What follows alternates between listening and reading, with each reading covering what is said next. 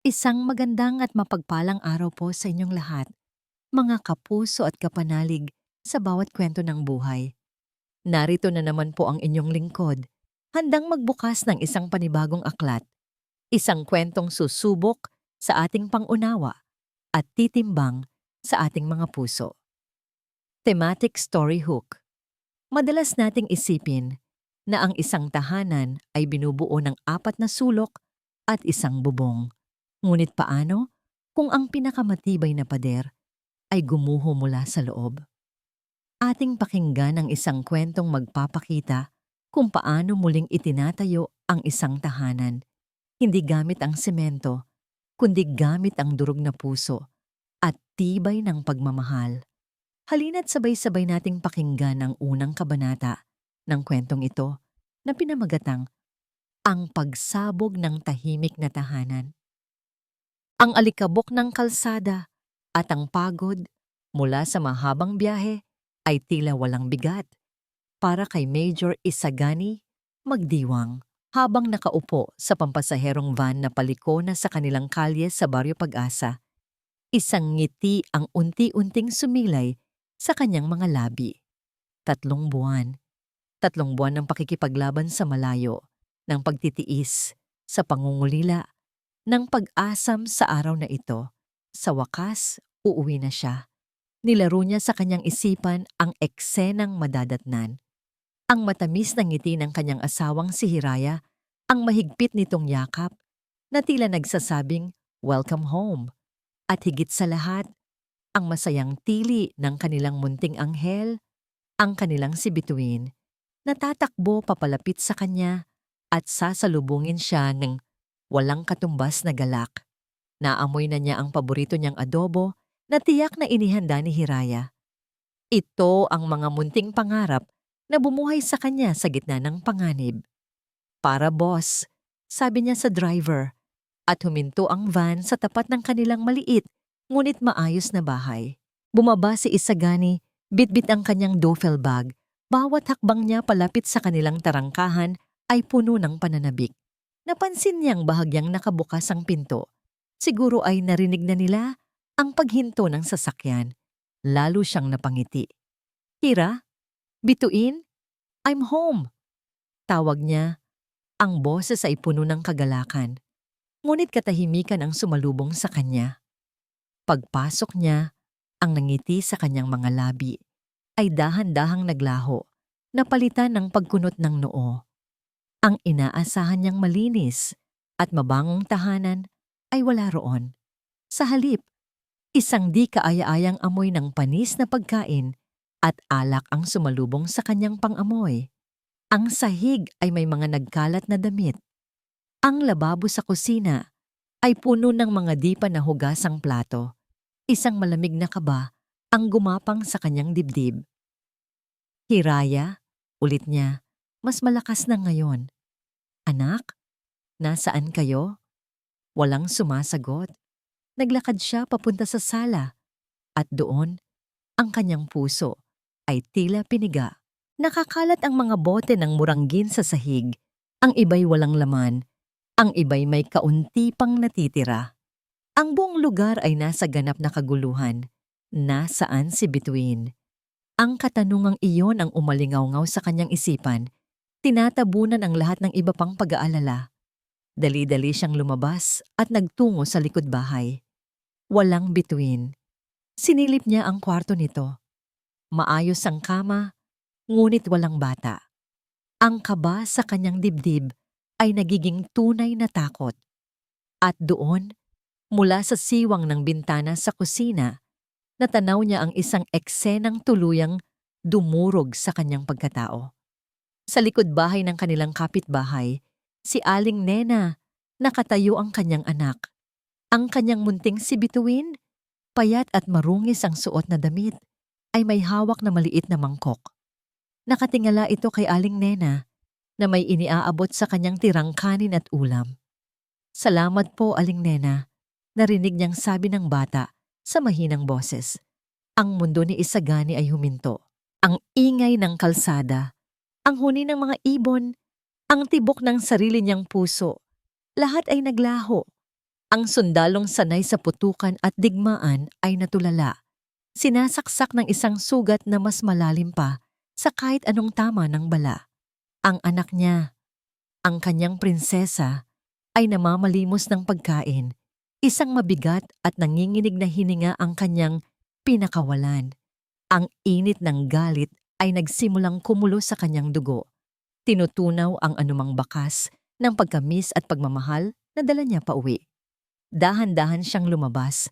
Ang bawat hakbang ay kontrolado. Ang kanyang mukha ay isang maskara ng walang emosyon. Bituin, tawag niya. Napalingon ang bata. Sa isang saglit, ang lungkot sa mga mata nito ay napalitan ng gulat at saya. Papa! Binitawan nito ang mangkok at tumakbo papalapit sa kanya. Binuhat siya ni Isagani at sa pagkakayakap niya sa payat na katawan ng anak, ang galit sa kanyang puso ay naging isang nagbabagang bulkan. Hinalikan niya ito sa noo. Pumasok na tayo sa loob, anak. Sabi niya sa isang boses na pilit niyang pinapakalma. Pagpasok nila sa bahay, doon lamang niya natagpuan ang asawa. Si Hiraya ay nakahandusay sa sofa, mahimbing na natutulog sa gitna ng mga bote ng alak. Ang amoy nito ay mas matapang pa kaysa sa lahat. Ang dating maamong mukha nito ay namumugto. Ang buhok ay magulo. Ibinaba ni Isagani si Bituin. Anak, pumunta ka muna sa kwarto mo. Mag-uusap lang kami ng mama mo. Tumango ang bata at tahimik na pumasok sa silid. Hinarap ni Isagani ang natutulog na asawa. Ang disiplina ng isang sundalo ang pumigil sa kanya na sumigaw. Sa halip, marahas niya itong inalog sa balikat. Hiraya, gumising ka! Nagising si Hiraya, naguguluhan. Kinusot niya ang kanyang mga mata. Gani, aanong? Umuwi ka na pala. Ang kanyang mga salita ay mabagal at di malinaw. Oo, umuwi na ako, sagot ni Isagani. Ang boses ay malamig at matalim.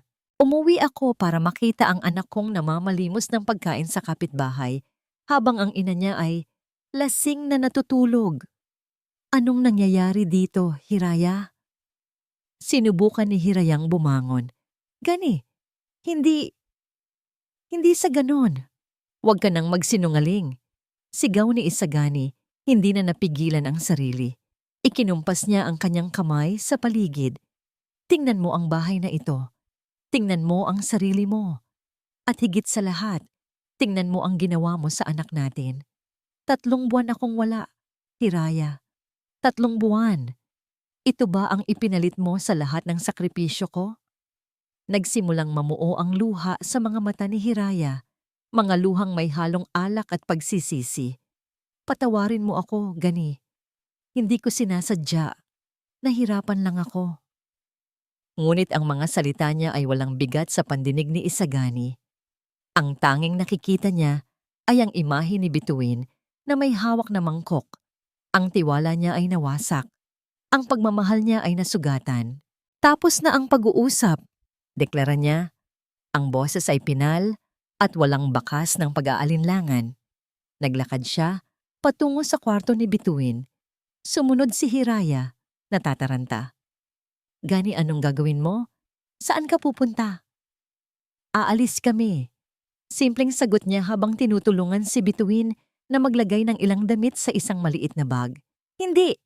Hindi mo pwedeng gawin yan!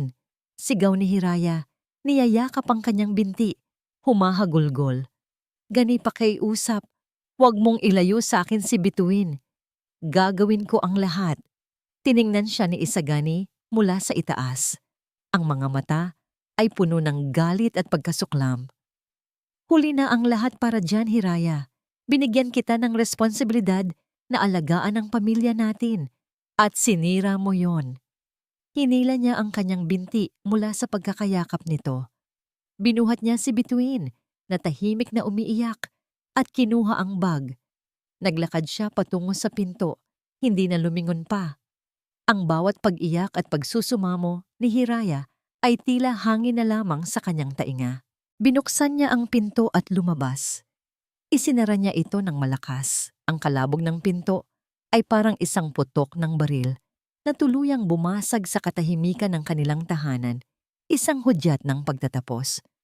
Habang naglalakad sila palayo, niyakap niya ng mahigpit si Bituin at bumulong sa nanginginig nitong buhok. Simula ngayon, tayong dalawa na lang muna, anak. Ang unang gumising kay Hiraya ay hindi ang sikat ng araw, kundi ang kumakalam niyang sikmura at ang tila pinupukpok na sakit sa kanyang ulo. Dahan-dahan niyang iminulat ang kanyang mga mata. Malabo ang lahat. Ang tanging malinaw lamang ay ang pamilyar na pait sa kanyang dila at ang bigat ng katahimikan sa paligid. Katahimikan, iyon ang pinakanakakabinging tunog. Walang maliit na mga yabag na tumatakbo sa pasilyo. Walang boses bata na tumatawag ng, "Mama, gising na." Walang amoy ng sinaing o mainit na kape. Ang tanging amoy na nanunuot sa hangin ay ang amoy ng alak, ng hiya at ng kawalan. Biglang bumalik sa kanyang alaala ang lahat, parang isang malakas na sampal. Ang pagdating ni Gani, ang galit sa mga mata nito, ang pag-alis nila ni Bituin, ang kalabog ng pagsara ng pinto. Gani, ungol niya at ang sarili niyang boses ay parang galing sa ibang tao. Bituin, sinubukan niyang bumangon mula sa sofa. Bawat galaw ay isang pagsubok. Ang kanyang mga kaso-kasuan ay nananakit. Ang kanyang buong pagkatao ay pagod. Nang tuluyan siyang makaupo, doon niya nakita ang kalat na iniwan ng bagyo ng kanyang kapabayaan. Mga bote ng gin, isang basong natumba, mga balat ng sitsirya. Ito ang larawan ng kanyang pagbagsak. At sa gitna ng lahat ng ito, isang matinding pagsisisi ang bumalot sa kanya. Mas masakit pa kaysa sa kanyang hangover. Paano nangyari ito? Paano siya umabot sa ganito? Napatingin siya sa isang maliit na notebook na nahulog sa ilalim ng mesa. Ang notebook kung saan nakasulat ang kanyang mga pangarap. Bigla, ang maingay na sala ay naglaho at dinala siya ng kanyang isipan sa isang araw, mga 6 na buwan na ang nakalipas. "Sigurado ka ba rito, Hira?" tanong ni Ligaya habang pinapanood siyang maglista ng mga posibleng supplier sa notebook. Puno ng sigla ang mga mata ni Hiraya noon. Ang kanyang mga ngiti ay abot tenga. "Oo naman. Matagal ko na itong plano, Gaya." Sagot niya, puno ng pag-asa. Habang wala si Gani, gusto kong may pagkaabalahan. At saka, para may surprise ako sa kanya pag-uwi niya. Isang maliit na online business ng mga damit pambata. Bituin's Closet. Ang ganda, di ba? Ngumiti si Ligaya, isang nangiting tila sumusuporta. "Maganda nga, pero saan ka kukuha ng puhunan?" Doon bahagyang nawala ang nangiti ni Hiraya. Iyon pa nga lang ang problema. May konti akong naipon, pero kulang pa rin. Hinawakan ni Ligaya ang kanyang kamay. Ang mga daliri nito ay malamig. "Huwag mo nang problemahin yan. Kaibigan kita. Di ba? Ako na ang bahala. Magkano ba ang kailangan mo? Pautangin muna kita. Huwag kang mag-alala sa tubo. Parang tulong ko na lang sa'yo." Nagliwanag ang mukha ni Hiraya. Niyakap niya ang kaibigan ng mahigpit. "Talaga, Gaya? Naku, salamat ng marami. Hindi mo alam kung gaano kalaking tulong yan. Ibabalik ko rin sa'yo agad kapag kumita na ang bungmanes." "Walang anuman." Bulong ni Ligaya habang may kung anong kislap sa kanyang mga mata na hindi nabasa ni Hiraya noon. Para saan pat naging magkaibigan tayo? Mamo, ang alaala ay naglaho na parang bula at muling bumalik si Hiraya sa mapait na kasalukuyan. Tiningnan niya ang kanyang paligid. Nasaan na ang Bituin's Closet? Naging mga basyo ng bote. Nasaan na ang pangarap? Naging isang masamang panaginip. Tumayo siya, nanginginig ang mga tuhod, at sinimulang damputin ang mga bote. Bawat isang hawak niya ay may dalang alaala ng kabiguan. Naalala niya ang mga unang linggo ng kanyang negosyo. Walang pumapansin, walang bumibili. Ang mga damit ay natambak lang. Pagkatapos ay dumating ang mga masasakit na komento online. Ang mahal naman. Poor quality. Huwag kayong bibili dito, manloloko yan. Ang bawat salita ay parang isang patalim na tumusok sa kanyang kumpiyansa. Isang gabi, habang umiiyak siya sa kusina, dumating si Ligaya. Hayaan mo na sila, Hira. Mga taong walang magawa sa buhay, sabi ni Ligaya habang hinahagod ang kanyang likod. Inilapag nito ang isang paper bag sa mesa. Mula roon, inilabas nito ang isang bilog na bote ng gin. Ano yan? Tanong ni Hiraya sa pagitan ng mga hikbi. Pampakalma. Simpleng sagot ni Ligaya. Kumuha ito ng 2 baso. Alam mo, minsan kailangan nating takasan sandali ang problema para makahinga naman tayo. Isang tagay lang para gumaan ang pakiramdam mo. Pero hindi ako umiinom, Gaya. May unang beses sa lahat ng bagay, sabi ni Ligaya habang binubuksan ang bote. Ito ang kanlungan ng mga taong pagod at nasasaktan. Subukan mo. Nag-alinlangan si Hiraya, ngunit ang sakit sa kanyang dibdib ay napakabigat. Ang pangungulila kay Gani, ang kabiguan sa negosyo, ang kahihiyan, tila wala ng katapusan. Kinuha niya ang baso. Ang unang lagok ay mapait, mainit, at nakakasuka.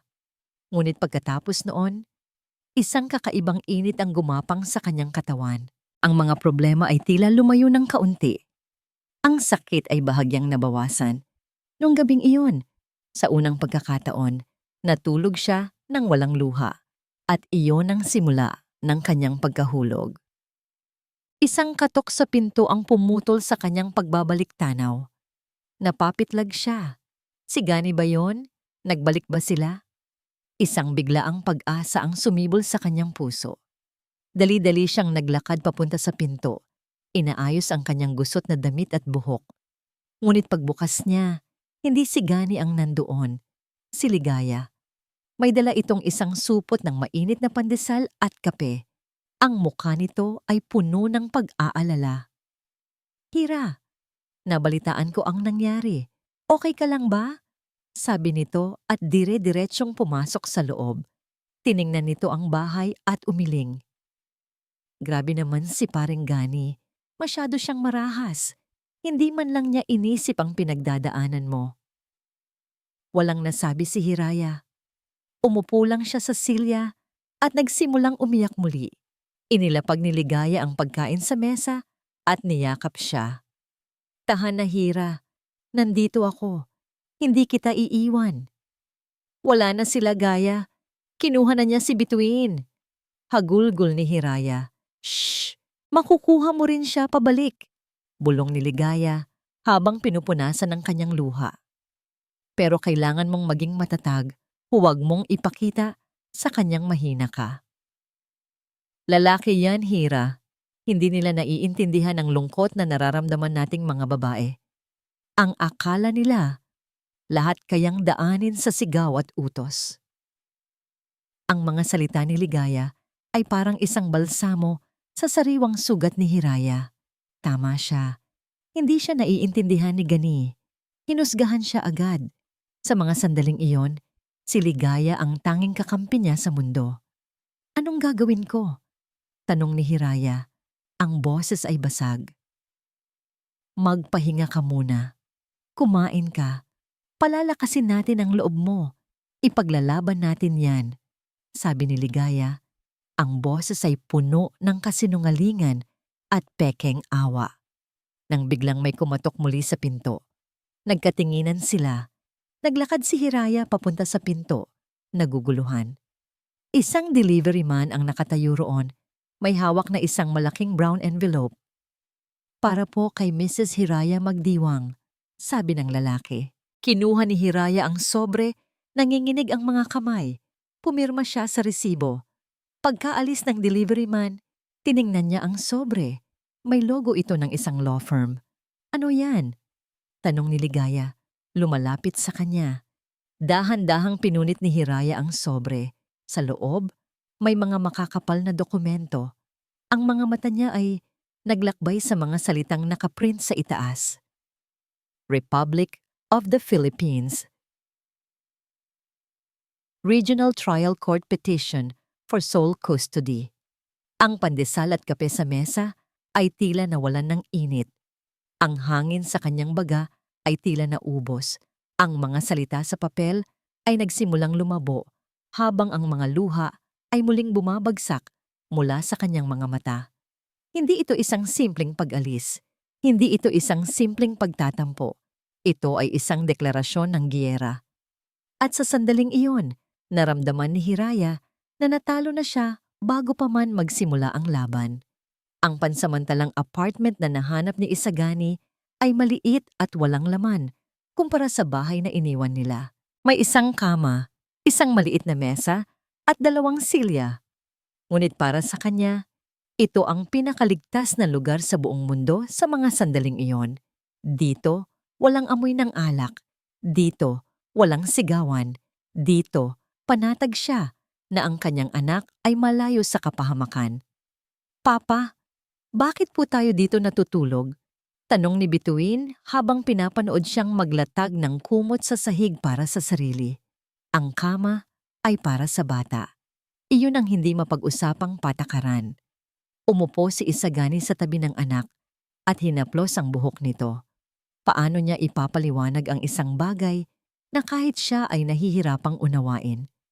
Paano niya sasabihin na ang mama nito ang dapat na maging katuwang niya sa pag-aalaga dito? Ang siya mismong dahilan kung bakit sila umalis. Kasi anak, kailangan muna nating magbakasyon. Sagot niya, pinipili ang pinakaligtas na kasinungalingan.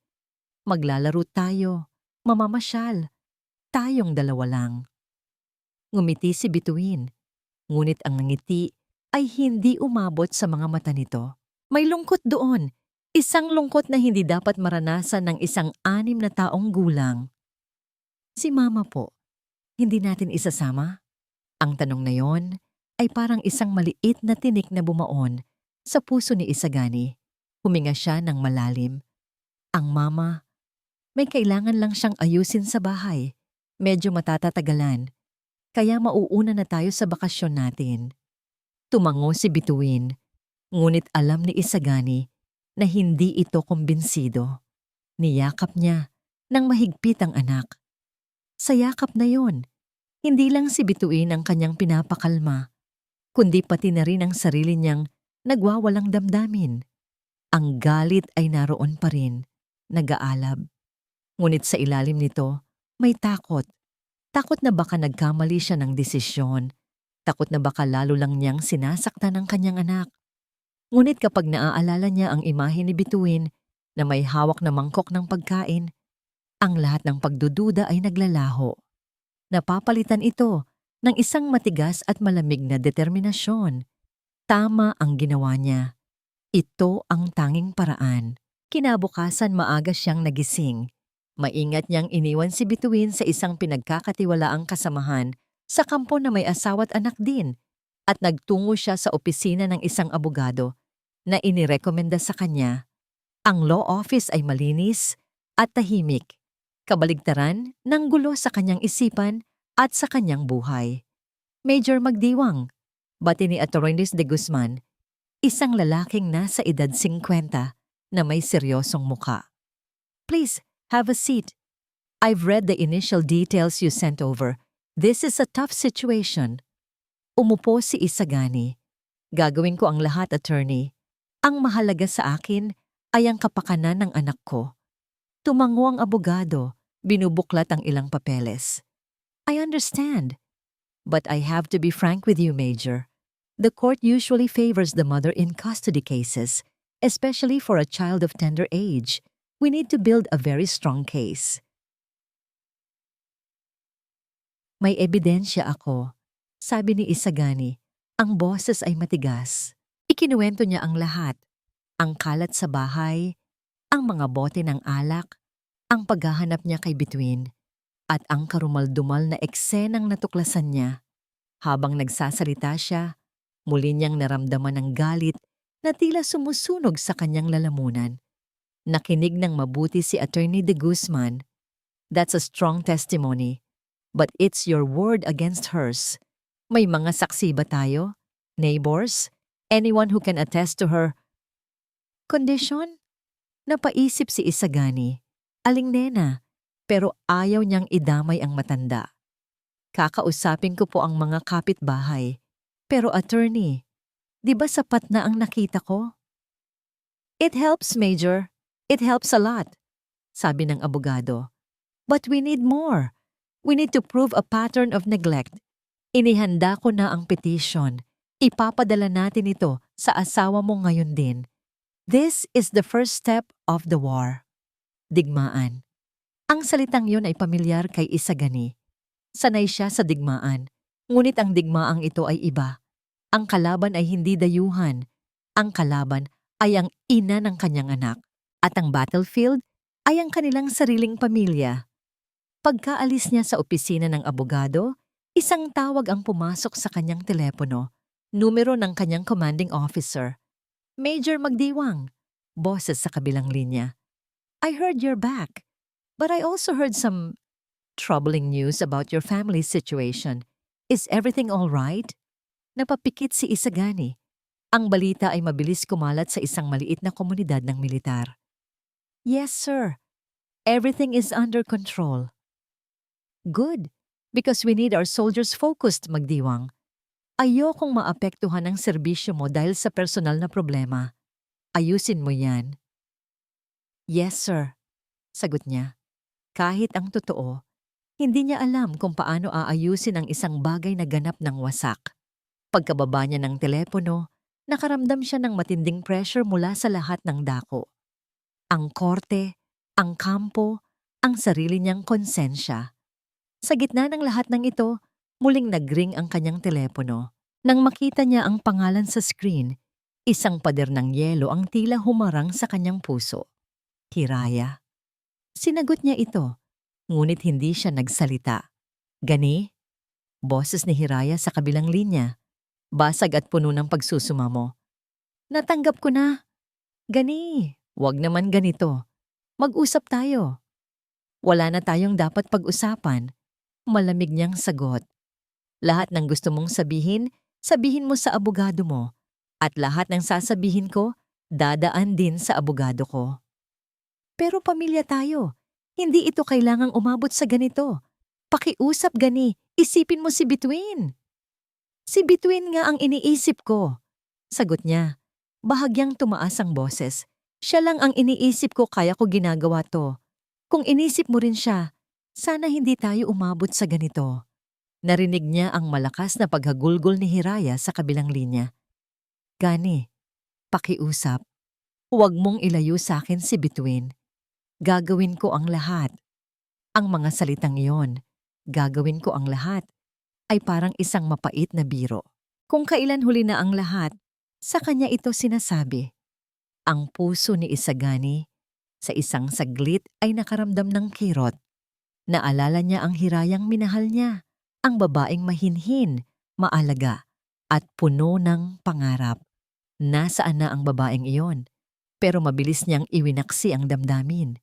Pinalitan ito ng imahe ng isang lasing na babae at isang nagugutom na bata.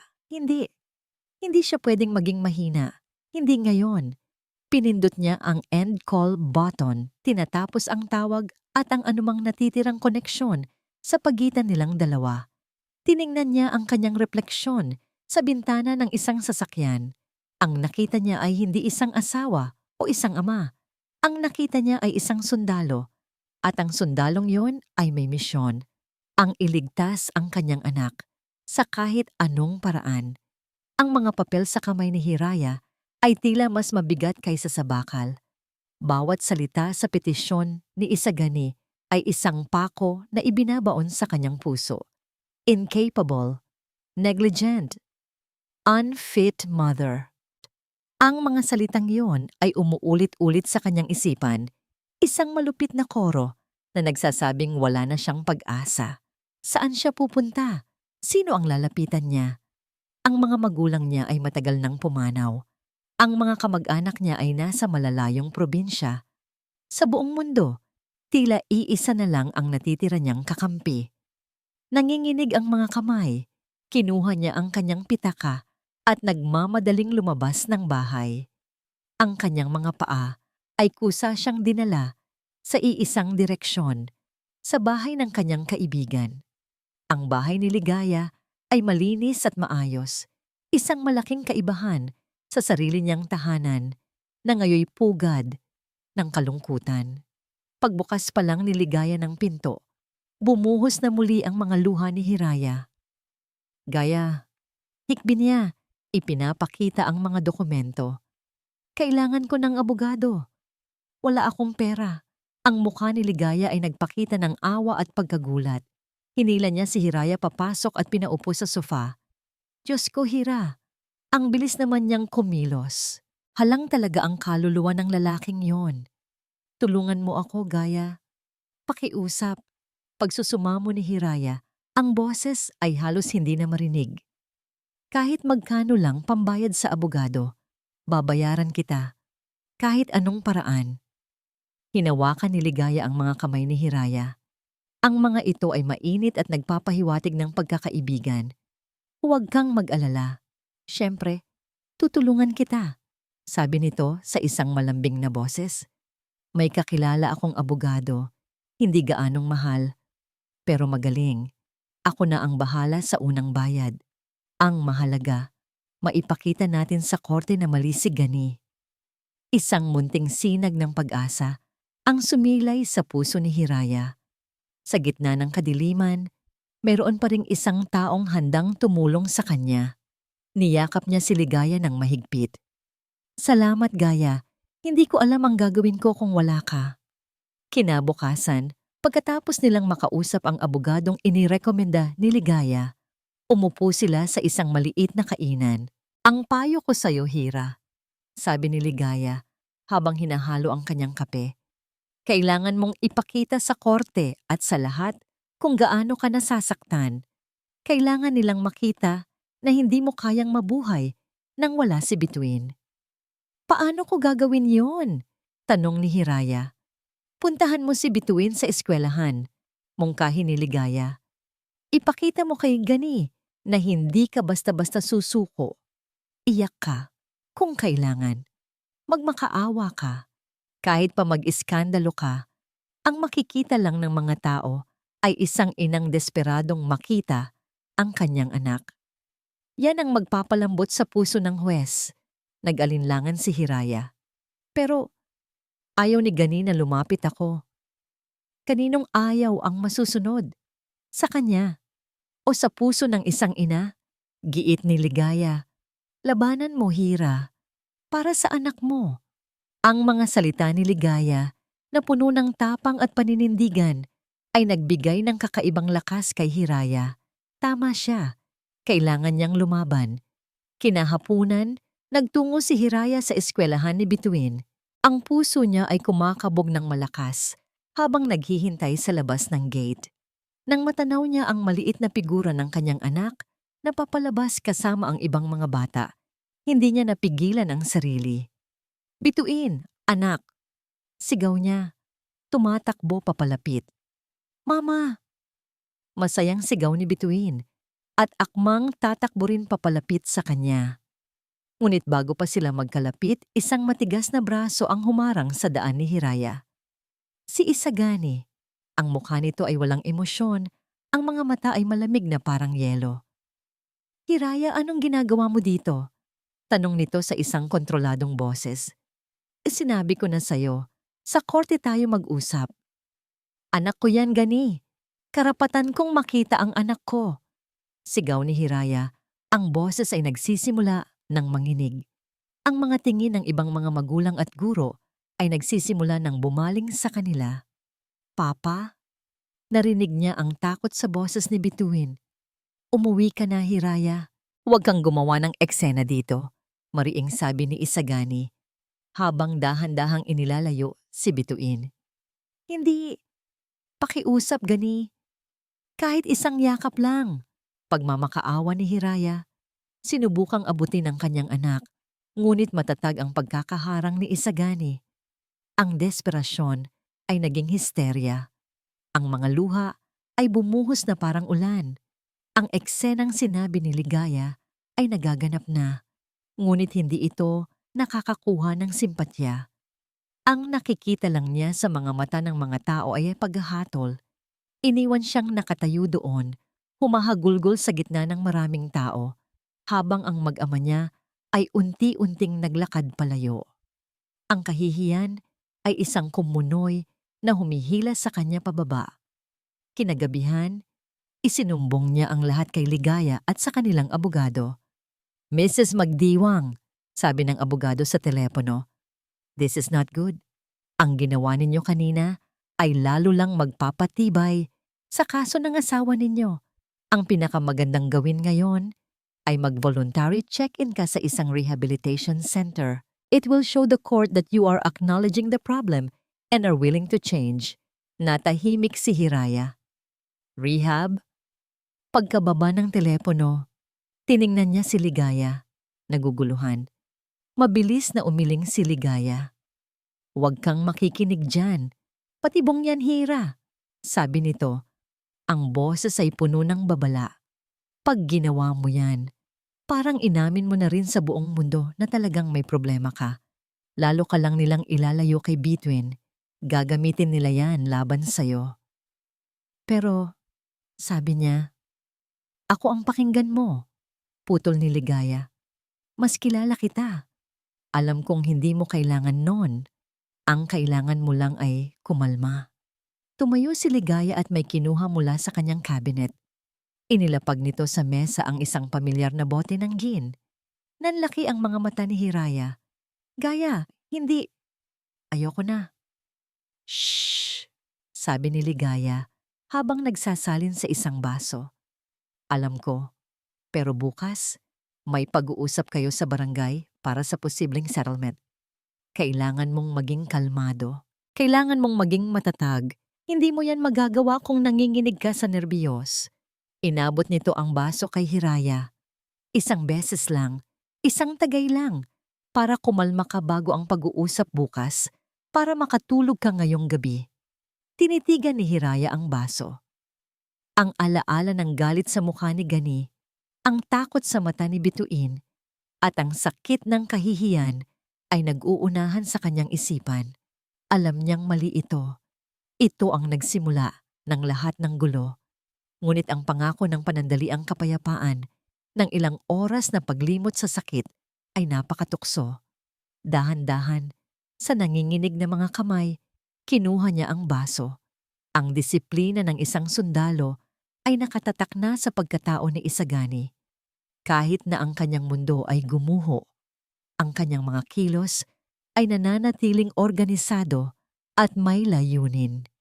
Sa kanyang maliit na opisina sa kampo, sinubukan niyang ibaling ang kanyang atensyon sa mga papeles ng trabaho, isang desperadong pagtatangka na makahanap ng normalidad sa gitna ng kaguluhan. Ngunit ang bawat salitang binabasa niya ay lumalabo, napapalitan ng mukha ng kanyang umiiyak na anak. Isang ping mula sa kanyang computer ang pumutol sa kanyang pag-iisip.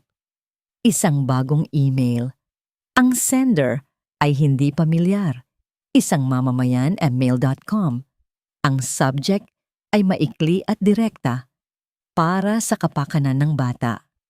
Nagbago ang tibok ng kanyang puso. Dahan-dahan niyang binuksan ang email.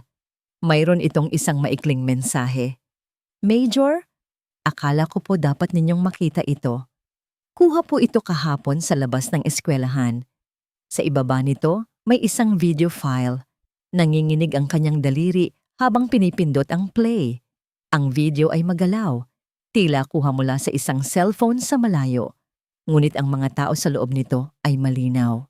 Naroon siya, matigas at walang emosyon. Naroon si Bituin, maliit at tila takot sa kanyang likuran. At naroon si Hiraya, sumisigaw, umiiyak, nagwawala. Parang isang estrangherang nawawala sa sarili. Narinig niya ang sarili niyang mahinahong boses na pilit itong pinapaalis, at ang desperadong pagsusumamo ni Hiraya. Mula sa pananaw ng isang tagalabas, ang eksena ay malinaw. Isang matinong ama na pinoprotektahan ang kanyang anak mula sa isang hindi stabil na ina. Nang matapos ang video, napasandal si Isagani sa kanyang upuan. Isang mabigat na hininga ang kanyang pinakawalan. Ang kaunting bahid ng awa na naramdaman niya para kay Hiraya ay ganap na naglaho, napalitan ng isang malamig at matigas na kumpirmasyon. Tama siya. Ang bawat hakbang na ginagawa niya ay tama. Ito ang ebidensya. Ito ang sigaw ng katotohanan. Kinagabihan, pagkatapos niyang sunduin si Bituin, sinubukan niyang kausapin ang ilan sa kanilang mga dating kapitbahay. Karamihan ay umiiwas, ayaw madamay. Ngunit isang tawag mula kay Mang Cardo, ang asawa ni Aling Nena, ang nagbigay sa kanya ng isa pang piraso ng palaisipan. Major, mabuti na lang at tumawag ka, sabi ng matanda sa kabilang linya. Alam mo, matagal na kaming nag-aalala dyan sa asawa mo. Madalas naming naririnig na parang may kaaway siya sa loob ng bahay kahit mag-isa lang siya. At lalo na sa anak mo, si Bituin. Madalas yan dito sa amin, tahimik lang sa isang sulok. Mabuti na lang at nandito ka na, Major. Naaawa na kami sa bata. Ang bawat salita ni Mang Cardo ay karagdagang panggatong sa apoy ng kanyang galit. Hinusgahan niya si Hiraya, hindi lang bilang asawa, kundi bilang isang ina na nagpabaya. Nang gabing iyon, habang pinapatulog niya si Bituin, napansin niya ang kakaiba sa kilos nito. Hindi na ito kasing sigla ng dati. Ang mga kwento nito tungkol sa eskwela ay napalitan ng katahimikan. Anak, may problema ba? Tanong niya. Hinahaplos ang buhok nito. Umiling lang si Bituin, hindi tumitingin sa kanya. Niyakap nito ng mahigpit ang unan. Ang katahimikan ng kanyang anak ay mas malakas pa kaysa sa sigaw ni Hiraya sa video. Ang takot na nakikita niya sa mga mata nito ang siyang pinakamatibay na ebidensya na kailangan niya.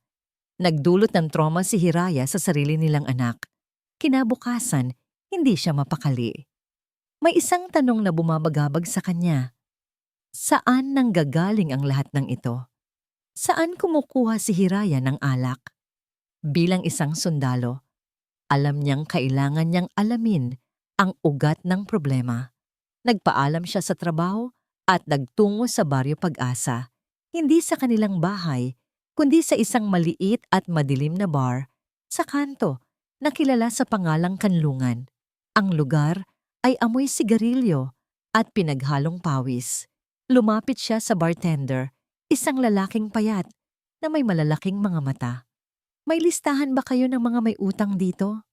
Tanong niya. Ang boses ay may awtoridad. Tiningnan siya ng bartender mula ulo hanggang paa. Bakit sir? Maniningil po kayo? Hindi sumagot si Isagani. Inilapag lang niya ang kanyang military ID sa counter. Nanlaki ang mga mata ng bartender at dali-daling kinuha ang isang maruming notebook. Pasensya na po, sir, sabi nito. Binuklat niya ang notebook. Hiraya magdiwang, sabi ni Isagani. Ilang sandali itong naghahanap. Eto po. Malaki-laki na rin po ang utang ni Mrs. Sir. Tiningnan ni Isagani ang listahan. Nakasulat doon ang pangalan ng kanyang asawa. At sa tabi nito ay mga petsa at halaga na nagpatigas sa kanyang panga. Ngunit hindi iyon ang nakakuha ng kanyang atensyon. Sa ilalim ng pangalan ni Hiraya, may isang sulat kamay na tala. Isama sa account ni Ligaya Ramos. Ligaya. Ang pangalan ay tumatak sa kanyang isipan. Ang kaibigan ni Hiraya. Bakit nakapangalan sa kanya ang utang sa alak ni Hiraya? Bakit niya ito kinukonsinti? Isang malamig na agos ng pagdududa ang gumapang sa kanyang likuran. May mali. May isang piraso ng kwento na hindi niya nakikita. Pagkalabas niya ng bar, kinuha niya ang kanyang telepono at tinawagan ang numero ni Ligaya. Pagkatapos ng ilang ring, sumagot ito. Gani? Napatawag ka? Ang boses ni Ligaya ay puno ng pagkagulat. Ligaya, may kailangan akong itanong sa'yo. Diretsong sabi ni Isagani. Galing ako sa Kanlungan. Nakita ko ang pangalan mo sa listahan ng utang ni Hiraya. Anong ibig sabihin nun?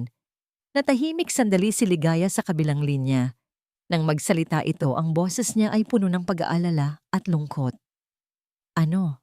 Naku gani oo. Ako na muna ang sumalo sa mga utang niya. Ayoko namang mapahiya si Hira sa may-ari. Sinubukan ko siyang pigilan gani, pero ayaw niyang makinig. Naawa na lang ako.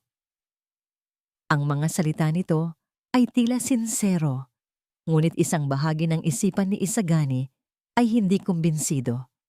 Pero pakiusap gani, dugtong ni Ligaya, ang boses ay tila nagmamakaawa. Huwag mo sanang gamitin yan sa korte. Ayokong makasama pa sa sitwasyon ni Hira. Sa kabila ng lahat, kaibigan ko pa rin siya at naawa ako sa kanya. Ibinaba ni Isagani ang telepono. Ang kanyang pakiramdam ay naghalo-halo. Ang pagiging mabuting kaibigan ni Ligaya ay nagbigay sa kanya ng kakaibang pakiramdam. Kung gusto niyang tumulong, bakit niya hinayaang lumaki ang utang? Bakit tila suportado niya ang pag-inom nito? Sa unang pagkakataon, mula nang umuwi siya, isang bagong tanong ang nabuo sa kanyang isipan. Isang tanong na walang kinalaman sa galit niya kay Hiraya. Ano ba talaga ang papel ni Ligaya sa lahat ng ito? Ang pag-uusap nila ni Ligaya ay nag-iwan ng isang hindi maipaliwanag na pakiramdam sa kalooban ni Isagani. Ang mga salita nito ng awa at pagkakaibigan ay dapat sanang nagbigay sa kanya ng kapanatagan. Ngunit sa halip, ito ay nag-iwan ng isang mapait na lasa, tulad ng isang gamot na may halong lason. Pagkawi niya sa apartment, nadatnan niyang mahimbing na ang tulog ni Bituin. Maingat siyang pumasok sa kwarto at kinumutan ito. Habang pinagmamasdan niya ang payapang mukha ng kanyang anak, isang tanong ang paulit-ulit na bumabalik sa kanyang isipan. Paano? Paano nangyari ang lahat ng ito? Hindi siya mapakali. Nagtimpla siya ng kape at umupo sa maliit na mesa. Ang katahimikan ng gabi ay nagbigay daan sa mga alaalang pilit na niyang ibinabaon sa limot. Ang pangalang Ligaya ay hindi lamang pangalan ng kaibigan ng kanyang asawa. Ito ay isang pangalan mula sa isang kabanata ng kanyang buhay na akala niya ay matagal nang sarado. Tumayo siya at binuksan ang isa sa mga kahon na dinala niya mula sa kanilang lumang bahay. Isang kahon na may markang Personal Old Files. Puno ito ng mga lumang gamit mula sa kanyang buhay binata. Sa ilalim ng mga medalya at mga sertipiko, may isang maliit na photo album. Binuklat niya ito. At doon, sa isang kupas ng larawan, nakita niya ang isang mas batang bersyon ng kanyang sarili. Nakangiti, habang nakaakbay sa isang babaeng may nagniningning na mga mata at isang mapang-akit na ngiti. Si Ligaya. Ang alaala ay bumalik sa kanya na parang isang malakas na alon. Sino yung babaeng kasama mo sa litrato? Tanong ni Ligaya. Ang boses ay matalim, habang nakaturo sa isang group picture na ipinadala sa kanya mula sa training. Bakit ang lapit niya sa'yo? May gusto ba siya sa'yo? Kakarating lang ni Isagani noon mula sa isang buwang pagsasanay. Pagod at sabik na makita ito. Ngunit imbes na isang malambing na yakap, isang interogasyon ang sumalubong sa kanya. Gaya, kasamahan ko lang yun sa unit. Paliwanag niya. Pilit na pinapakalma ang sarili. Group picture yan, marami kami. Pero iba ang tingin niya sa'yo, Gani. At ikaw, ngiting-ngiti ka pa. Giit nito, ang mga mata ay nag-aapoy sa selos. Hindi mo ba nakikita? O nagbubulag-bulagan ka lang? Iyon ang palaging eksena. Ang pag-ibig ni Ligaya ay parang isang naglalagablab na apoy. Nakakasilaw, mainit at puno ng enerhiya.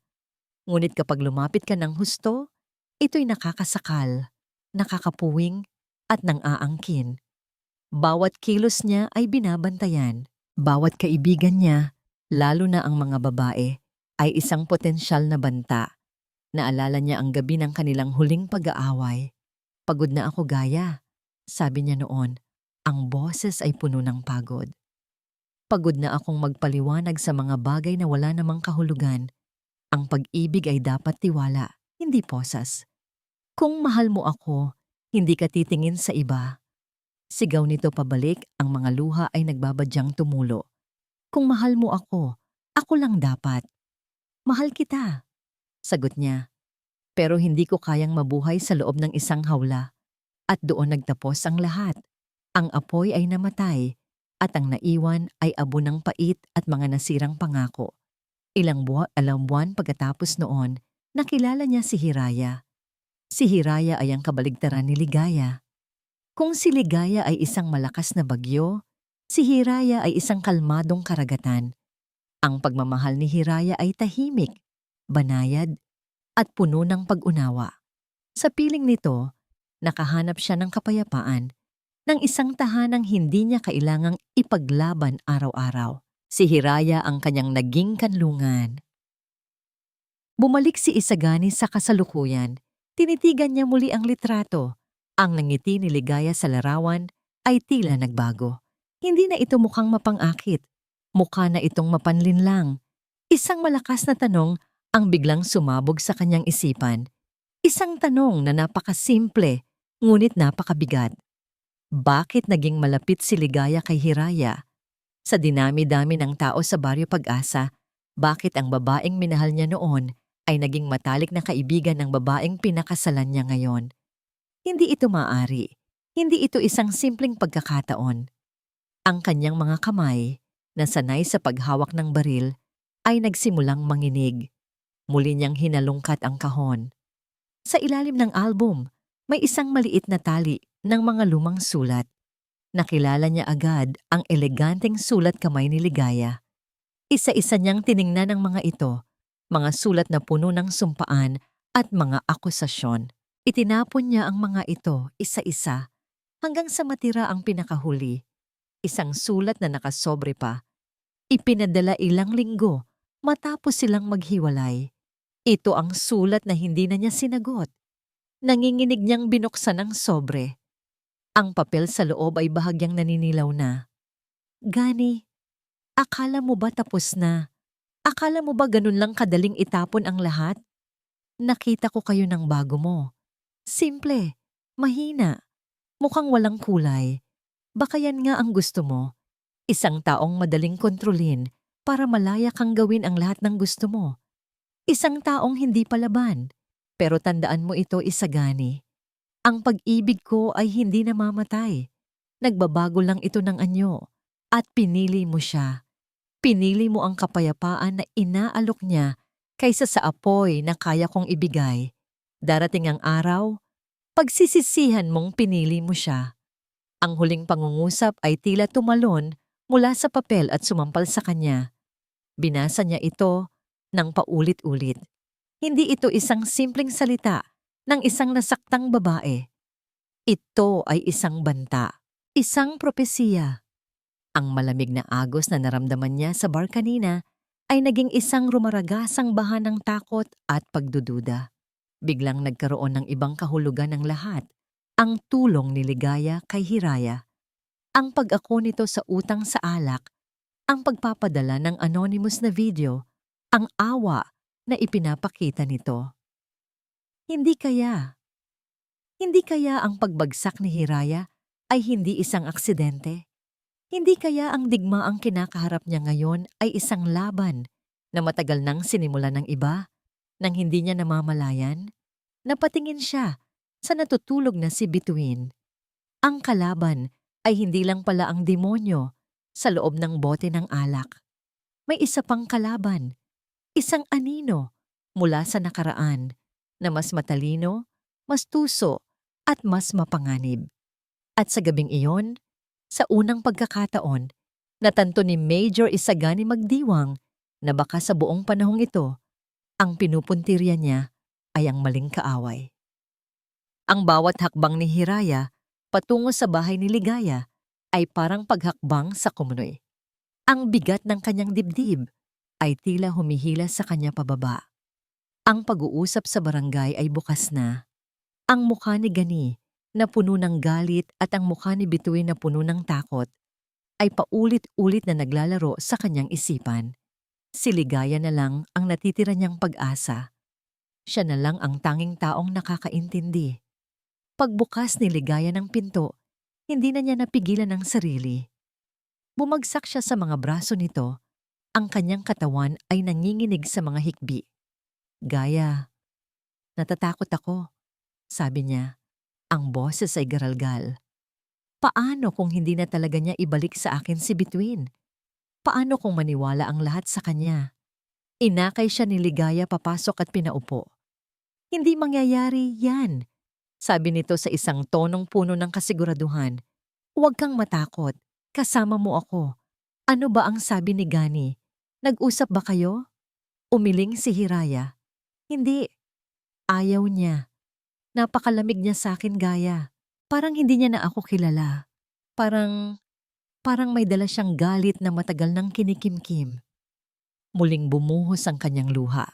Naalala ko pa, minsan naikwento niya sa akin ang tungkol sa isang lumang sulat mula sa ex niya. Puno raw ng galit. Parang ganun ang galit niya sa akin ngayon.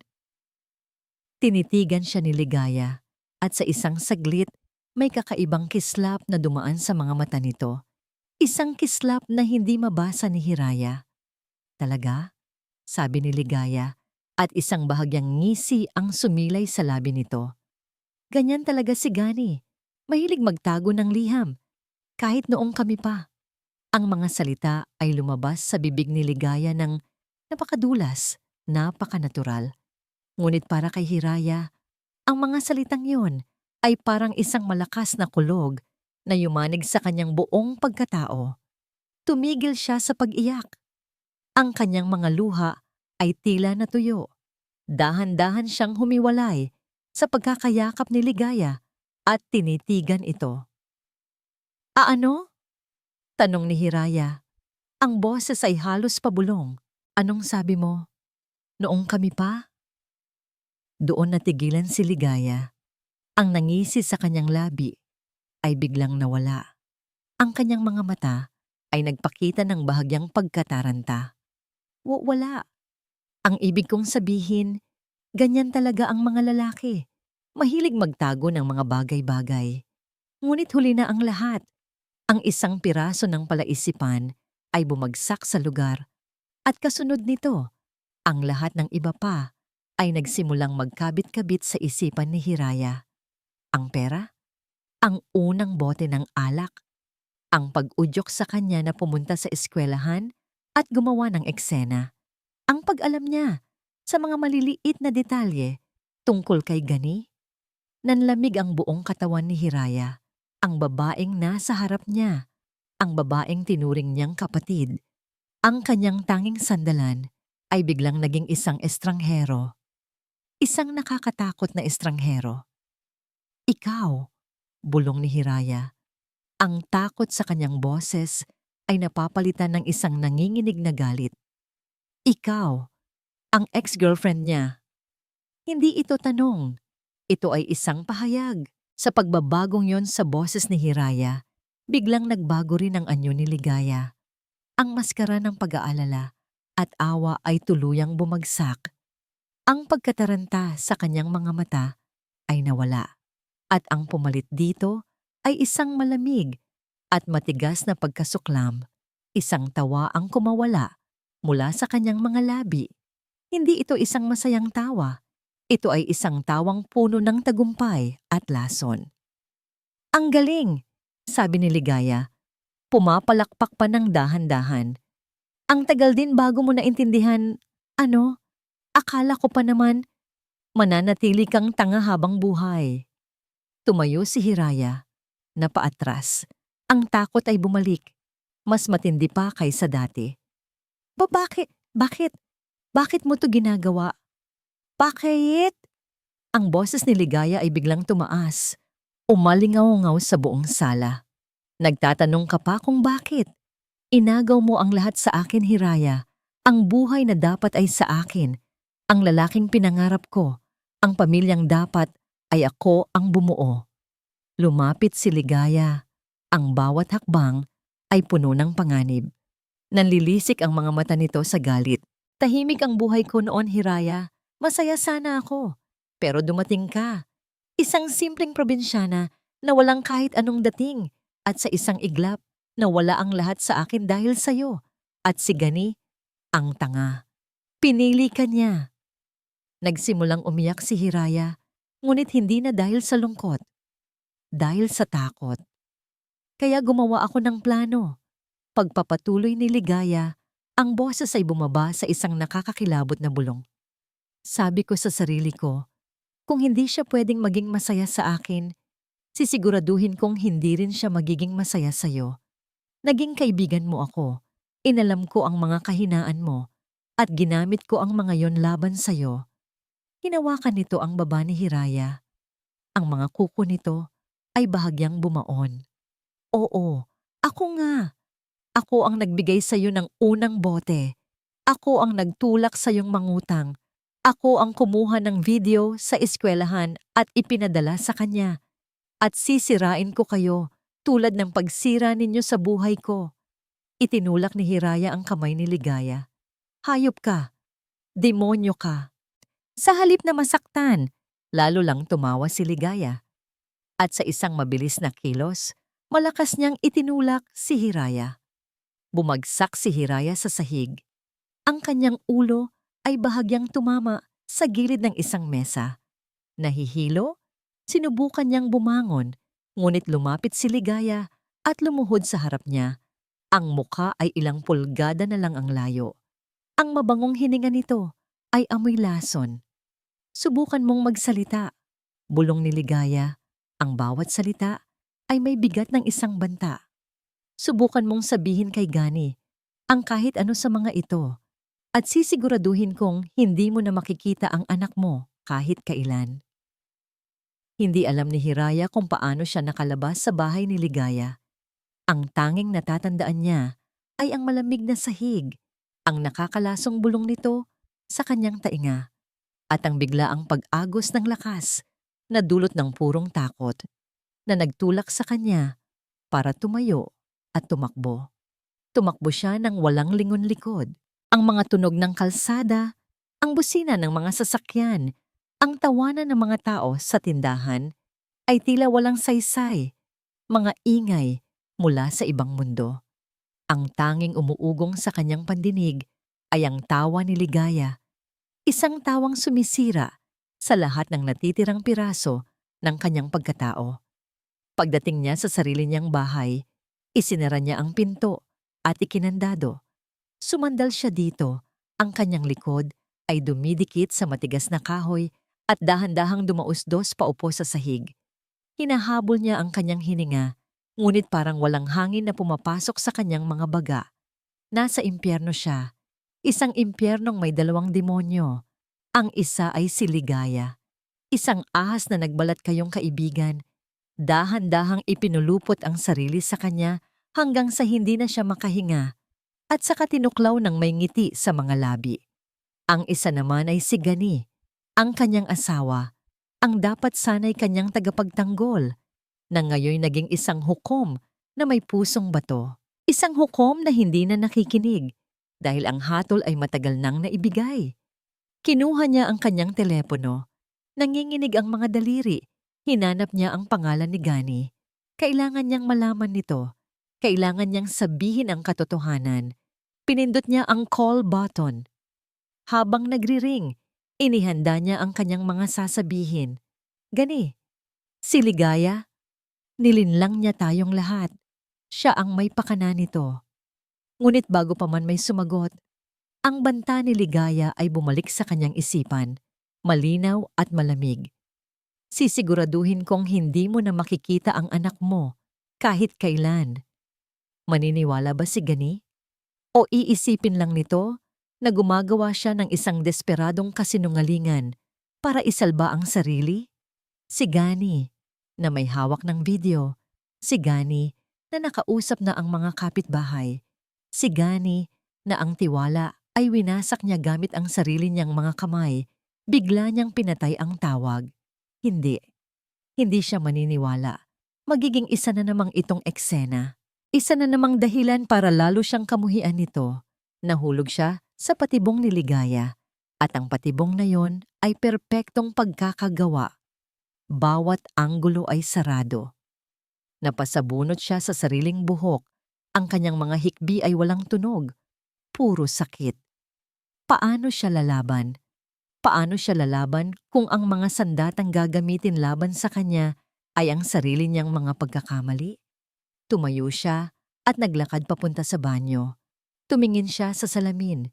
Ang babaeng nakatingin pabalik sa kanya ay isang estranghero. Ang mga mata nito ay namumugto at walang buhay. Ang balat ay maputla. Ang buhok ay magulo. Ang dating kislap ng pangarap at pag-asa sa kanyang mga mata ay napalitan ng isang malalim at madilim na hukay ng kawalan ng pag-asa. Sino ito? Ito ba si Hiraya, ang babaeng puno ng pangarap para sa bituin's closet? Ito ba ang inang dapat sana'y nag-aalaga sa kanyang bituin? Hindi.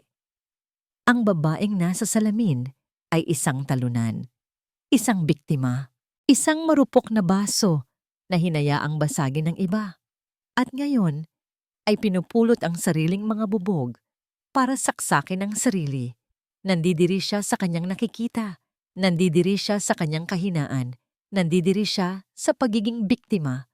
Muli, ang mga salita ng kanyang abogado ay bumalik sa kanya. Hindi na parang isang payo, kundi parang isang liwanag sa napakadilim na kuweba. Mag-voluntary check-in ka sa isang rehabilitation center. Noon, ito ay parang isang pag-amin sa pagkatalo. Ngayon, tila ito na lang ang natitirang paraan para lumaban. Hindi para kay Gani, hindi para sa korte, kundi para sa sarili niya. Kung hindi siya paniniwalaan ni Gani, kung hindi siya kayang ipagtanggol ng batas, kailangan niyang iligtas ang kanyang sarili.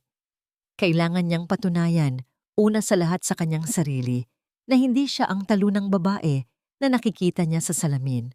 Naglakad siya papunta sa kanilang lumang aparador. Sa pinakailalim na drawer, sa ilalim ng mga lumang album ng litrato, may isang maliit at maalikabok na address book.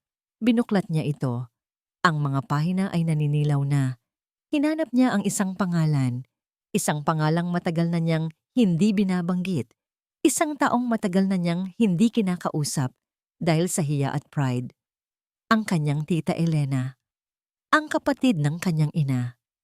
Isang retiradong social worker na nakatira sa kabilang bayan. Ang huling beses silang nagkita ay noong kasal nila ni Gani matapos noon, dahil sa abalang buhay, unti-unti silang nawalan ng komunikasyon. Natagpuan niya ang numero. Tinitigan niya ito ng matagal. Ang pagtawag sa kanya ay isang pag-amin sa kanyang pinakamalaking kabiguan. Ito ay paglunok sa lahat ng kanyang pride. Ngunit ano pa ba ang natitira sa kanya? Ang pride ba niya ang magbabalik kay Bituin? Ang pride ba niya ang mag-aalis sa lason na kumakalat sa kanyang sistema? Hindi. Gamit ang lakas na hindi niya alam kung saan nanggagaling, kinuha niya ang kanyang telepono. Nanginginig ang kanyang mga daliri habang pinipindot ang bawat numero. Itinapat niya ang telepono sa kanyang tainga. Isang ring, 2, 3. Hello? Isang boses ng matanda, ngunit malinaw at matatag. Napalunok si Hiraya. Ang mga salita ay tila bumara sa kanyang lalamunan, ngunit pinilit niya dahil ito na ang kanyang huling baraha. Titita? Simula niya, ang boses ay basag at nanginginig. Si Hiraya po ito. May ilang segundong katahimikan sa kabilang linya na sinundan ng isang malambing na boses. Hija? Hiraya, apo. Kumusta ka na? Sa narinig na kabaitan, tuluyan nang bumagsak ang lahat ng pader na itinatayo ni Hiraya.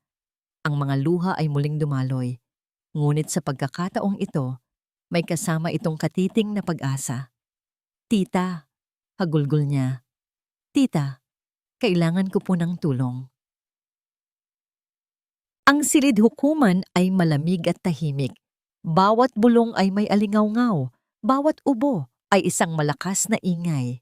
Ang hangin ay mabigat sa pormalidad ng batas, isang lugar kung saan ang mga puso ay sinusuri na parang mga ebidensya at ang mga buhay ay tinitimbang sa balanse ng katarungan. Nakaupo si Isagani sa tabi ng kanyang abogado. Ang kanyang likod ay tuwid na parang isang bakal. Ang kanyang uniforme ay plansado at walang gusot. Sa labas, siya ang larawan ng isang disiplinadong sundalo, isang amang panatag at nasa tama. Ngunit sa loob, isang digmaan ang nagaganap.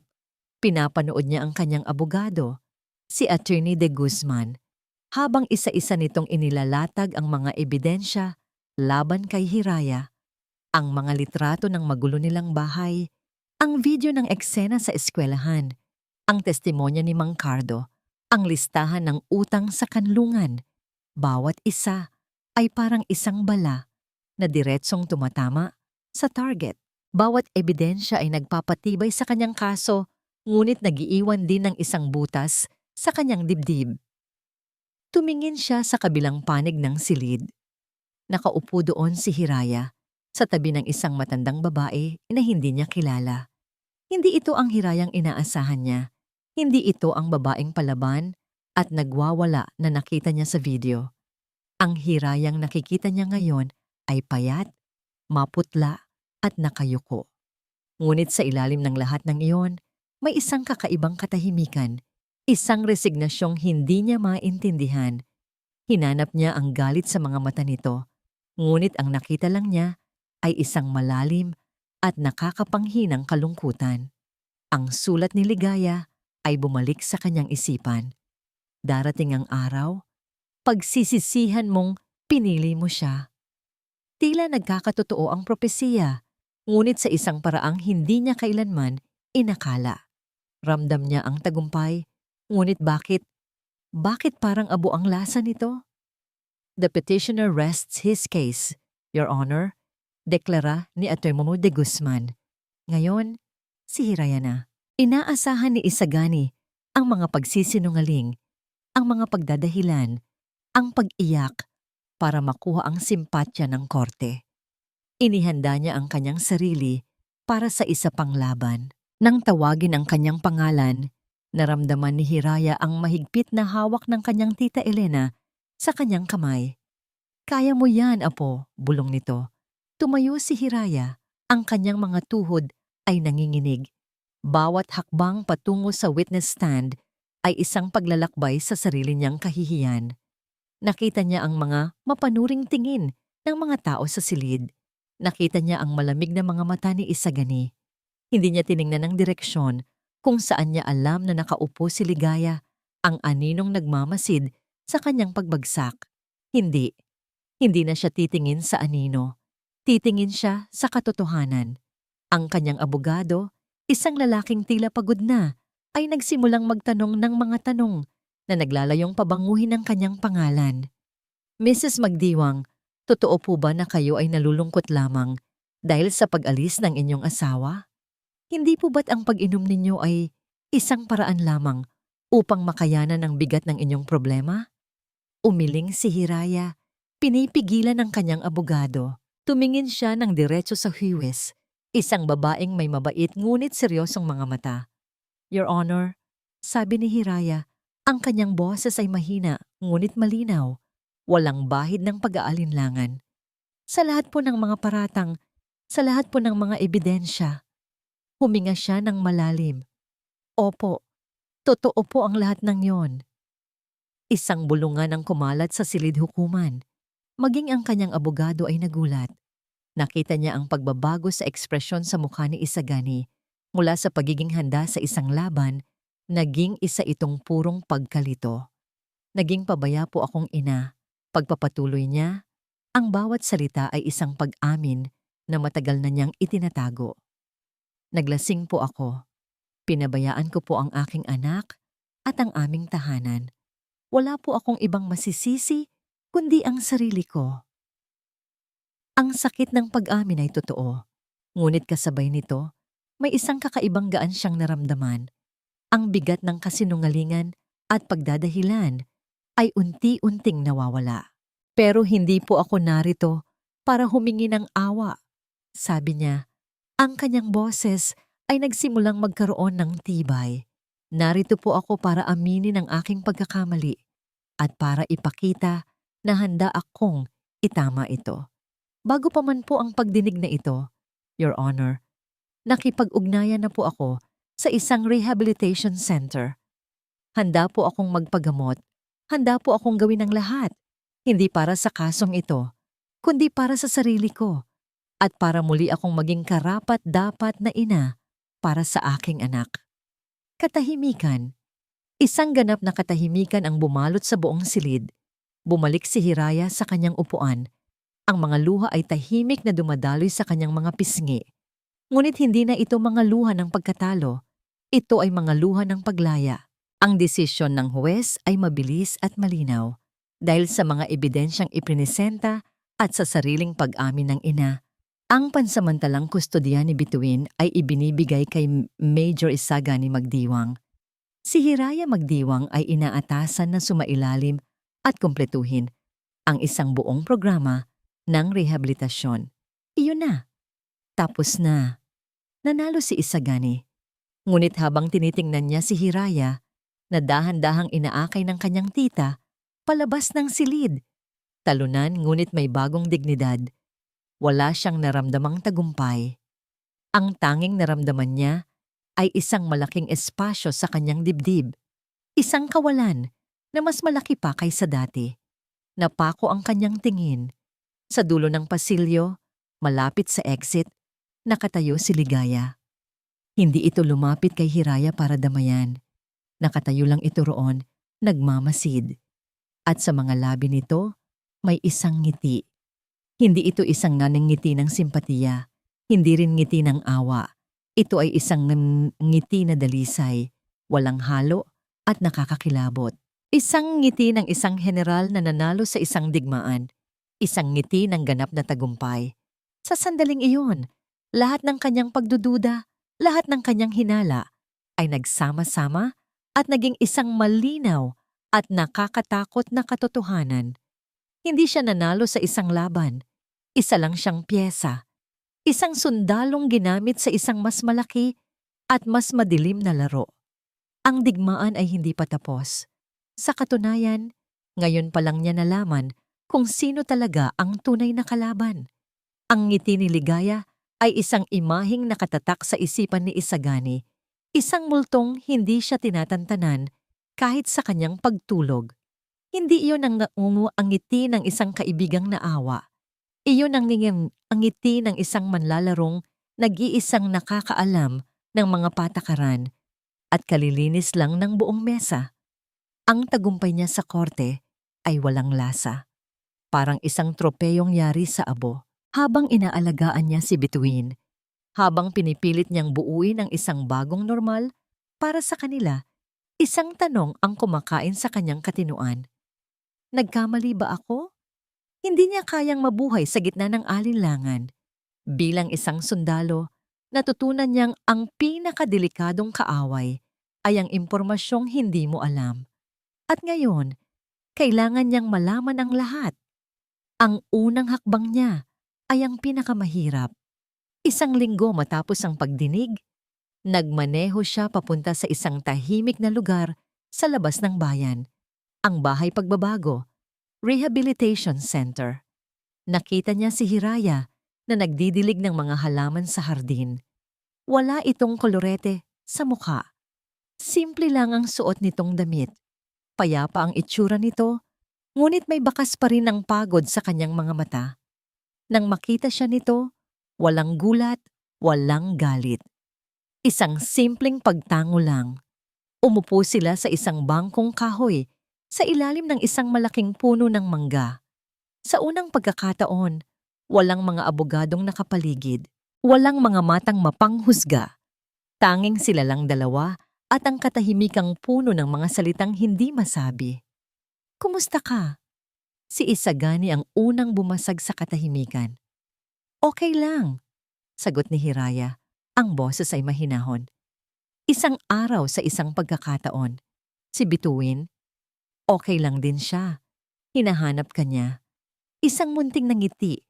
Ang unang totoong nangiti na nakita niya mula rito sa loob ng matagal na panahon ang sumilay sa mga labi ni Hiraya. Pakisabi, miss na miss ko na rin siya. Muli silang natahimik. Ito na. Kailangan na niyang itanong. Hira, simula niya, maingat ang bawat salita. Gusto kong malaman, paano nagsimula ang lahat? Ang totoo. Walang bawal.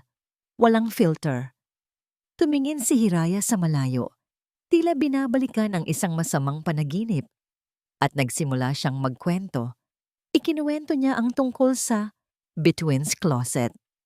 Ang pangarap, ang pag-utang kay Ligaya, ang kabiguan, at ang unang bote ng gin na inalok nito bilang kanlungan. Ikinuwento niya kung paano naging regular ang pagdalaw ni Ligaya. Laging may dalang bote, laging may dalang mga salitang nagpapababa sa kanyang loob at naguudyok sa kanyang uminom pa. Habang nakikinig si Isagani, ang mga piraso ng palaisipan ay isa-isang nabubuo. Ang kwento ni Hiraya, na dati puno ng mga butas sa kanyang pananaw, ay nagkakaroon na ngayon ng isang madilim at nakakatakot na luhika. At sinabi niya sa akin na, ganyan ka raw talaga, mahilig magtago ng mga liham. Sabi ni Hiraya. Paano niya nalaman ang tungkol sa mga sulat? Tanong ni Isagani. Ang kanyang puso ay nagsimulang kumabog ng mas mabilis. Nagkibit balikat si Hiraya. Sinabi niya, kahit noong kami pa. Ang mga salitang yun ang tumapos sa lahat ng kanyang pagdududa. Iyon na ang kumpirmasyon. Tumayo siya. Salamat, Hira. Maniwala ka man o hindi, salamat sa pagsasabi ng totoo. Ang susunod niyang pinuntahan ay si Mang Cardo. Dala ang isang basket ng prutas, kinausap niya ang matanda ng may paggalang at pasensya. Mang Cardo, tungkol po sa sinabi ninyo dati, na parang may kaaway si Hiraya sa bahay. Sabi ni Isagani, sino po ba ang madalas niyang kasama? Sino ang madalas dumalaw? Nagkamot ng ulo ang matanda. Abay wala namang iba, Major, kundi yung kaibigan niyang si Ligaya. Halos araw-araw ata yun nandito. Akala ko nga'y napakabuting kaibigan. Minsan, siya pa ang nagtatanong sa amin kung napapansin daw ba namin kung malungkot si Hiraya o kung may naririnig kaming sigawan. Nag-aalala raw siya. Napapikit si Isagani. Hindi ito nag-aalala. Nagtatanim ito ng ebidensya. Naglalatag ito ng mga pundasyon para sa kanyang plano. Ang kanyang huling 2 hakbang ay ginawa niya ng may tulong mula sa kanyang mga koneksyon sa militar. Humingi siya ng pabor sa isang kaibigan mula sa Cybercrime Division. Pare, maliit na pabor lang. Pakitrace kung saan galing ang email na to. Makalipas ang 1 araw dumating ang sagot. Ang email ay ipinadala mula sa PisoNet Central, isang internet cafe sa sentro ng bayan. Nang tingnan ni Isagani ang address sa mapa, nanlamig ang kanyang dugo. 3 kanto lang ang layo nito mula sa bahay ni Ligaya. Ang huling pako sa kabaong ng kasinungalingan ay nahanap niya sa pamamagitan ng lumang notebook ni Hiraya. May nakalista doong pangalan, Ana, Packer Helper.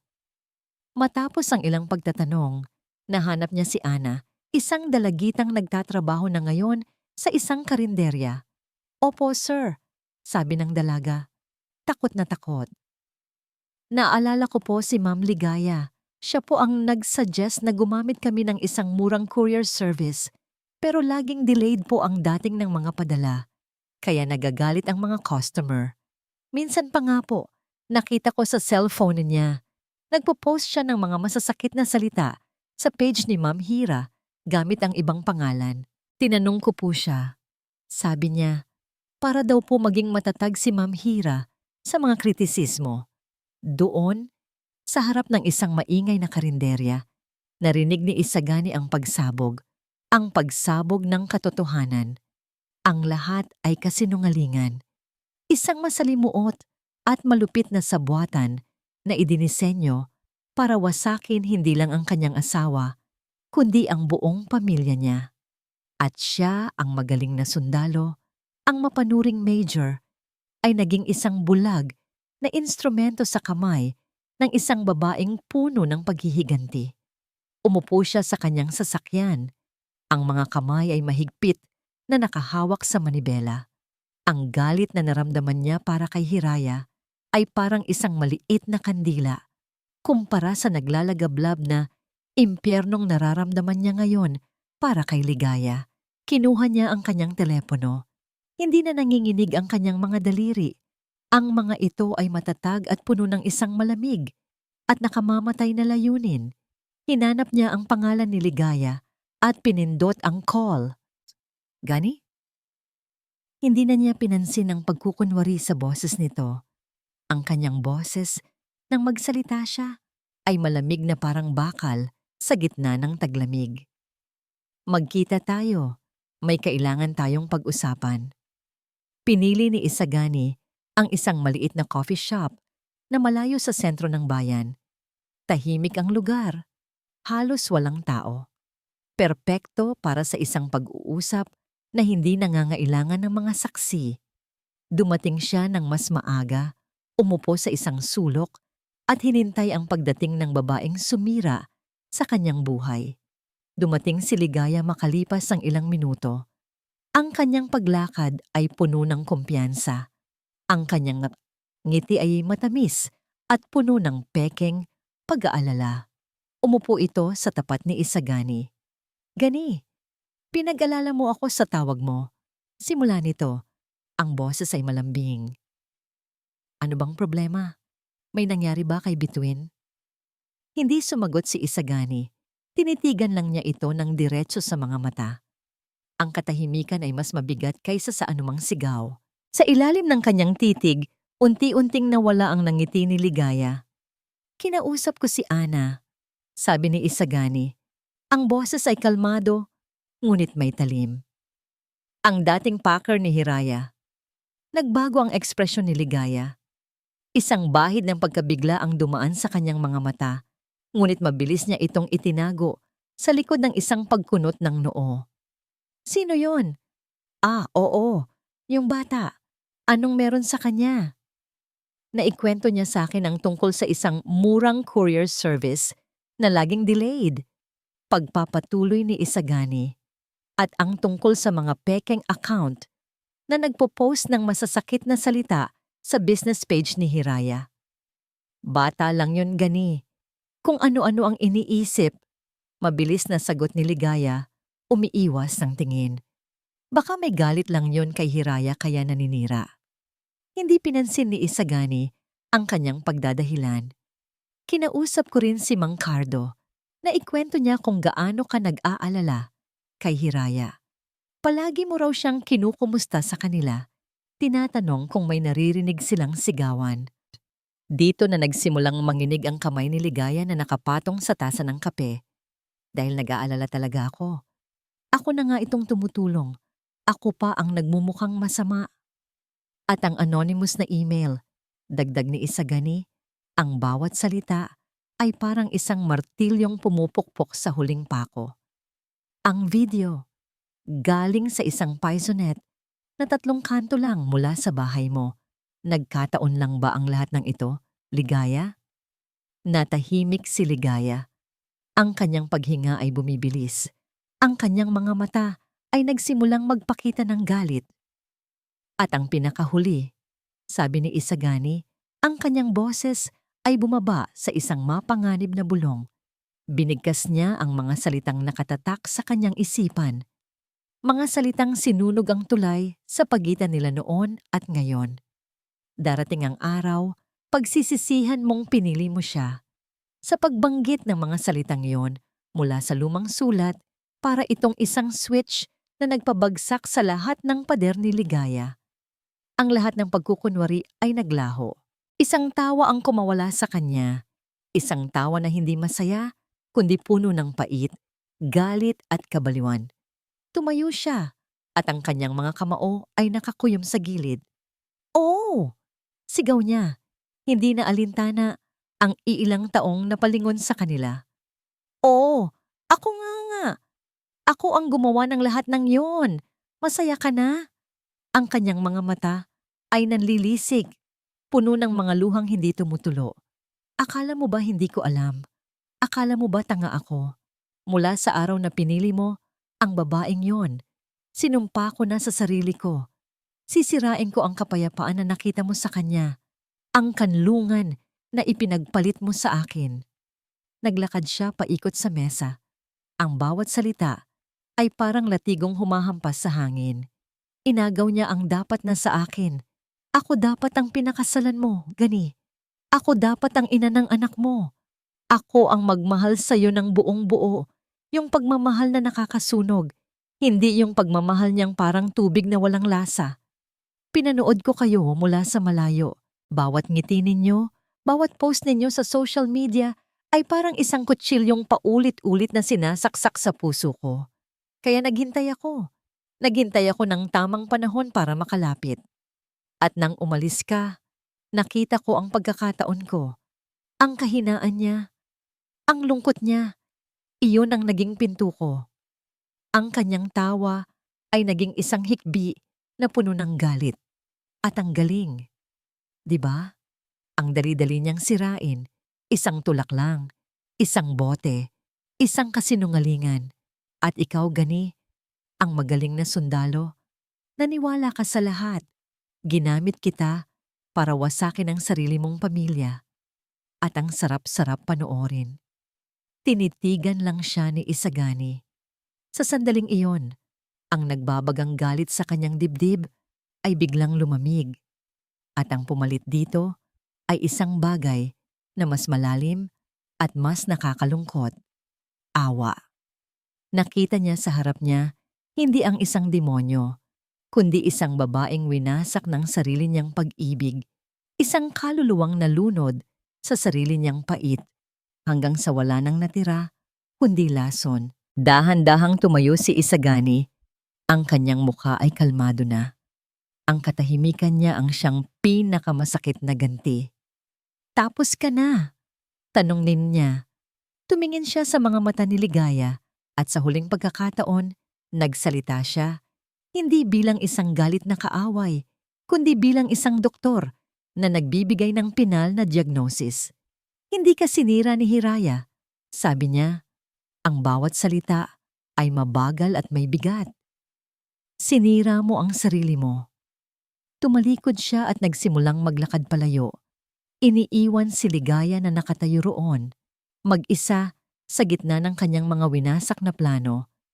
Napapalibutan ng mga multo ng kanyang paghihiganti. Pagdating niya sa kanyang sasakyan, isinara niya ang pinto at sumandal sa manibela. Doon, sa kaligtasan ng katahimikan, ang lahat ng lakas na ipinakita niya kanina ay biglang bumigay. Ang bigat ng katotohanan, ang bigat ng kanyang sariling pagkakamali sa paghusga, ang bigat ng sakit na idinulot niya kay Hiraya at kay Bituin, lahat ay bumagsak sa kanya. Kinuha niya ang kanyang telepono at tiningnan ang wallpaper nito. Isang litrato ni Hiraya at Bituin na masayang nagtatawanan. Kuha bago siya umalis. Ang pamilyang muntik na niyang tuluyang wasakin dahil sa isang kasinungalingan. At doon, sa loob ng malamig na sasakyan, isang butil ng luha ang pumatak mula sa mata ni Major Isagani Magdiwang. Isang luha ng pagsisisi at isang luha ng nagsisimulang pag-asa. Lumipas ang 3 buwan. Ang tag-ulan ay nagbigay daan sa isang mas mahinahon at mas malamig na simoy ng hangin. Para kay Isagani, ang mga buwan na iyon ay isang mahabang proseso ng paghihintay, pag-iisip at paghahanda. Ibinenta niya ang kanilang lumang bahay sa Baryo Pag-asa, isang lugar na puno ng masasakit na alaala, at ginamit ang pera para umupa ng isang maliit ngunit maaliwalas na apartment sa isang bagong lugar. Malapit sa isang parke, malayo sa mga anino ng nakaraan, dumating ang araw na pinakahihintay niya, ang araw ng paglabas ni Hiraya mula sa rehabilitation center.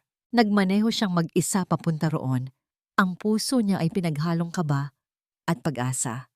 Nakita niya itong naghihintay sa labas. May bitbit na isang maliit na bag. Ang Hiraya na nakita niya ngayon ay ibang-iba sa babaeng iniwan niya sa korte. May laman na ang kanyang mga pisngi, may kulay na ang kanyang balat. Ngunit ang pinakamalaking pagbabago ay nasa kanyang mga mata. Wala na ang takot, wala na ang kawalan ng pag-asa. Ang naroon ay isang kalmadong lakas, isang kapayapaang nagmumula sa loob. Pinagbuksan niya ito ng pinto ng sasakyan. Pumasok ito at umupo sa tabi niya. Sa loob ng ilang minuto, tanging ang tunog lang ng makina ng sasakyan ang maririnig. Hindi ito isang awkward na katahimikan, kundi isang katahimikang may paggalang, nagbibigay ng espasyo para sa mga bagay na kailangang dahan-dahaning buuin muli. Umuwi na tayo.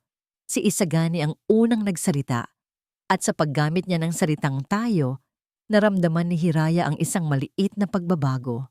Habang nasa biyahe, si Hiraya naman ang bumasag sa katahimikan. Nasaan na si Ligaya? Tumingin si Isagani sa daan. Nag-resign siya sa trabaho at umalis. Pumunta raw sa probinsya ng pamilya niya. Hindi na siya nagpakita o nagparamdam. Ipinasa ko na sa mga abogado ang lahat ng ebidensya. Pero, desisyon mo kung itutuloy mo ang kaso. Umiling si Hiraya. Huwag na. Tapos na yon. Ang mahalaga ay ang kung anong nasa harapan. Tumango si Isagani. Iyon din ang desisyon na nasa puso niya. Huminto sila sa harap ng isang 2-story apartment na may maliit na hardin sa harapan. Bumaba si Hiraya, naguguluhan. Nasaan tayo? Sa bago nating titirhan, sagot ni Isagani. Nang biglang bumukas ang pinto, isang maliit na figura ang lumabas at tumakbo papalapit sa kanila. Mama! Bumagsak si Hiraya sa kanyang mga tuhod at sa wakas, nayakap niya ang kanyang bituin. Niyakap niya si bituin ng napakahigpit na parabang sa yakap na yon niya ibinubuhos ang lahat ng buwan ng pangungulila at pagsisisi. Umiyak sila pareho. Mga luhang hindi na masakit, kundi mga luhang naghuhugas sa lahat ng sugat. Pinanood sila ni Isagani mula sa malayo, binibigyan sila ng kanilang sandali. Alam niyang hindi ito ang katapusan ng kanilang mga pagsubok. Ang yakap na yon ay hindi pa kayang burahin ang lahat ng sakit. Mayroon pa ring distansya sa pagitan nila ni Hiraya. Mayroon pa ring takot sa mga mata ni Bituin. Ang tiwala na parang isang babasaging salamin ay kailangan pa nilang buuin muli, piraso bawat piraso. Nang gabi ring iyon, pagkatapos nilang kumain ng hapunan, isang simpleng sinigang na niluto ni Isagani. Naupo sila sa sala habang natutulog na si Bituin sa kwarto nito. Inabot ni Hiraya ang isang tasa ng kape kay Isagani. Salamat dito. Sa lahat. Wala yon, sagot ni Isagani. Tinitigan niya ito. Ako dapat ang humingi ng tawad, Hira. Naging bingi ako. Naging bulag. Hinusgahan kita nang hindi ko inaalam ang buong kwento. Patawarin mo ako. Ngumiti si Hiraya. Isang nangiting malungkot ngunit totoo. May kasalanan din ako, Gani. Hinayaan kong lamunin ako ng lungkot. Hinayaan kong sirain ako ng alak. Pareho tayong nagkamali. Pareho tayong nasaktan. Iyon ang unang totoong pag-uusap nila. Walang sisihan, tanging pag-amin at pag-unawa. Tumayo si Isagani at may kinuha sa kanyang bag, isang susi.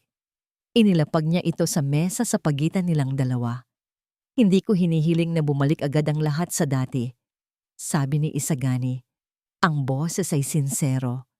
Alam kong kailangan natin ng panahon. Itong lugar, ito ang simula. Ang susi, simbolo lang yan. Ang totoong tahanan, Hiraya, hindi ito. Ang totoong tahanan, yung sabay nating itatayo ulit, araw-araw, dahan-dahan. Tinitigan ni Hiraya ang susi. Pagkatapos ay tumingin siya kay Isagani.